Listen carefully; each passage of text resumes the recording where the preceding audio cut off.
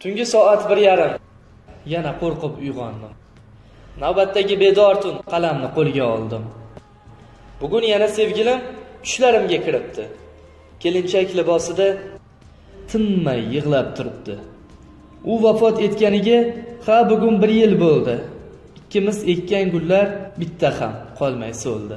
Kechagidek yodimda bizlar qilgan orzular, porlab turgan ko'zlaring bo'ldi menga armonlar. Kasaling hazilmasdi. Men buni bilar edim. Dard bergan Allohimdan shifosini so'rar edim. Tug'ilgan kunim tongda tabrikli xabar keldi. Begim, sog'indim deding, ammo yurak g'ash edi. Shom begona raqamdan kimdir qo'ng'iroq qildi. Allo deb javob bersam, onang yig'lab turibdi.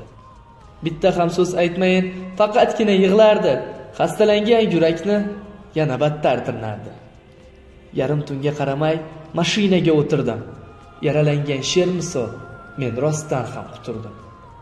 Uyda yig'i ovozi eshitilardi tinmasdan. Gulim vafot etibdi. Afsus tong ham otmasdan. Hatto jonsiz holatda u juda go'zal edi. Qordek oqargan yuzlar, ko'zlari ochiq edi. Men sovg'a qilgan uzuk barmog'ida turardi.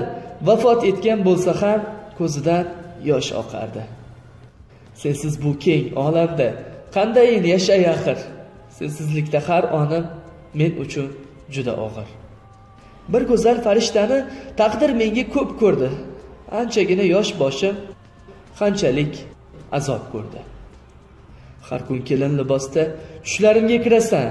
Olib ketaman sizni deb qo'llarimdan tortasan. Soatdagina beozor farishta qizalog'im.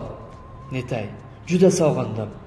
Bir umrlik armonim. Har kimning ham o'zi suygan yor bo'lsin dunyoda.